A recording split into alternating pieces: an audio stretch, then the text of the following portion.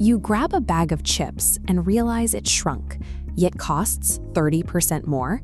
You've just been pickpocketed by inflation. Our brains are hardwired to trust physical objects. When we hold a crisp $5 bill, our instincts trick us into believing that piece of paper will forever hold the exact same value. This illustrates what happens when you follow that instinct. A $5 bill might sit safely in a shoebox, but over time, its purchasing power steadily declines. Even when the physical paper remains untouched, the volume of instant noodles and gas it secures practically disappears. If hiding your cash in a drawer guarantees your future value evaporates, what exactly is happening behind the scenes to destroy it? And more importantly, how do you stop the bleeding? Trusting our primal instinct for physical safety is exactly the behavioral flaw that leaves our wealth completely exposed to this silent thief. To understand why prices rise, we have to look at how humans behave in a crowd. When everyone suddenly has extra cash and wants immediate gratification, demand spikes. The math of this mob mentality is brutal.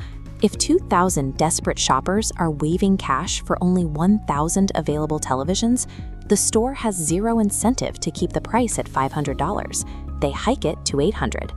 Add a sudden supply chain bottleneck to that frenzy, and the problem multiplies. A single container ship stuck in a major canal causes a massive supply shock, making the cost of producing and shipping those remaining goods drastically more expensive. This behavioral flaw scales all the way up to the government. When leaders face a crisis, they often fall for the ultimate instant gratification trap, attempting to solve their problems simply by printing more money. If everyone suddenly receives stacks of new cash, but the actual number of goods stays exactly the same, you trigger hyperinflation, a state where prices rise so fast, your wallet practically catches fire before you can even open it. We saw this mathematical extreme in Zimbabwe in 2008.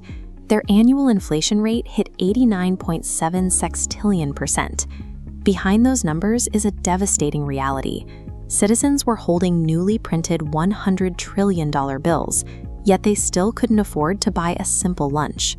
When unchecked human emotion and the desire for quick fixes dictate the money supply, economic reality inevitably crashes, destroying the value of all uninvested cash in its path.